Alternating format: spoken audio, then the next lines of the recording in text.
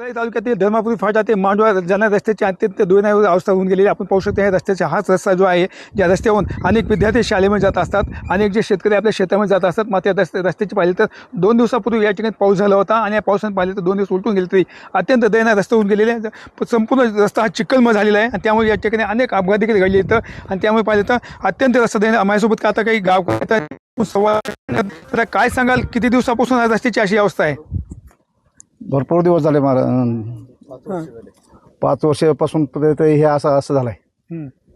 लेकरांना जाता येत नाही शाळेमध्ये, शेतकऱ्यांना बी जाता येत नाही. बाया माणसं इथून चालताना पडत येत, तसेच जातेत. कुणाला कोणी दखल घेत नाही, गाववाले कोणी याची दखलच घेणं झालं.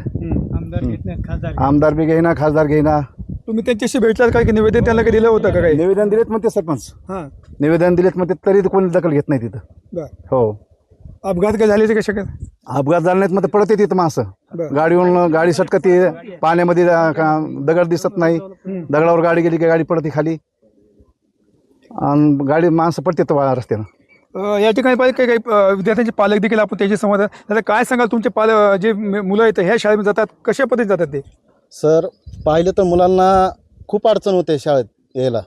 पाऊस जर झाला ना, शाळेमध्ये सुट्टी द्यावी लागते. आणि हे जर पाहिलं, मला हा रस्ता आहे का पांधन आहे हे समजत नाही.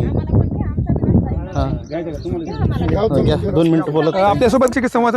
ताई, काय सांगाल तुम्ही? आता पाण्याचा हंडा घेऊन चाललेला, रस्त्याची हालत अत्यंत बेकार आहे. तिकडे शेतात जायचं या गावातून रस्ता आहे, पण आम्ही कसं जायचं? पुन्हा नाली सारखाच आहे, पण ते पुढे समजा कैचन आयचन बीचन समजा टाकायला लागलेत. आम्ही कसं वागायचं?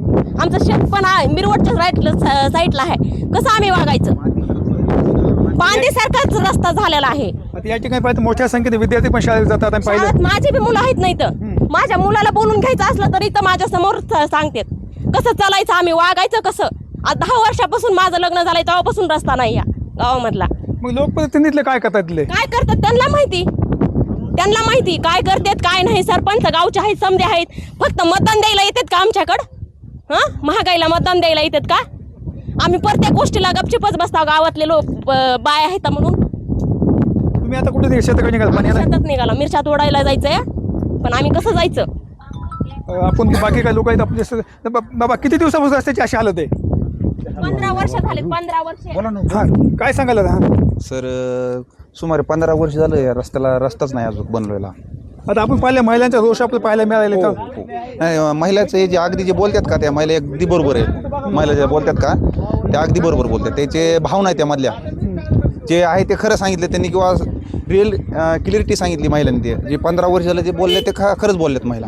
आणि सगळ्याच सामान्य लोकांनी त्रास आहे. सगळ्याच एक दोघा जणच नाही, प्रश्न सगळ्या गावाचाच प्रश्न आहे. सगळ्यांनी दखल घ्यावा. प्रशासन काय प्रशासन, तुम्ही काय मागणी का प्रशासनाकडे? रस्ता हो, आम्हाला मागणी काही नाही. बाकी त्यांनी जरी शेतकऱ्यांनी मध्ये जरी नका घेऊ जाते आहे ह्याच्यात, तरी आम्हाला व्यवस्थित दुरुस्त करून द्यावं. आम्हाला कोणाला सारा म्हणायचं नाही, काही नाही. तेच त्यांनी फक्त ह्या पवळीच्या मध्ये जेवढं आहे तेवढं आम्हाला व्यवस्थित करून द्यावं. तर आपण पाहू शकतो की या ठिकाणी रस्त्याचं काम तात्काळ झालं पाहिजे अशी गावकऱ्यांची मागणी आहे. कॅमेरा पर्सन विकास वाघमारे, मी संभाजी मुंडे, चिवण्या मराठी, परळी, बीड.